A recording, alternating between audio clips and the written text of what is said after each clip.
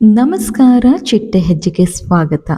ಜೀ ಕನ್ನಡ ವಾಹಿನಿಯಲ್ಲಿ ಪ್ರಸಾರವಾಗಲಿರುವ ಜಗದಾತ್ರಿ ಧಾರಾವಾಹಿಯ ನಾಯಕ ಯಾರು, ಈ ಬಗ್ಗೆ ಸಂಪೂರ್ಣವಾಗಿ ಈ ವಿಡಿಯೋದಲ್ಲಿ ತಿಳಿಯೋಣ. ನೀವೇನು ನಮ್ಮ ಚಿಟ್ಟೆ ಹೆಜ್ಜೆ ಚಾನೆಲ್ ನ ಸಬ್ಸ್ಕ್ರೈಬ್ ಮಾಡಿಲ್ಲ ಅಂದ್ರೆ ಈಗಲೇ ಸಬ್ಸ್ಕ್ರೈಬ್ ಮಾಡಿ. ನಮ್ಮನೆ ಯುವರಾಣಿ ಧಾರಾವಾಹಿ ಖ್ಯಾತಿಯ ದೀಪಕ್ ಗೌಡರವರು ಈ ಧಾರಾವಾಹಿಯ ನಾಯಕನಾಗಿ ಆಯ್ಕೆಯಾಗಿದ್ದರು.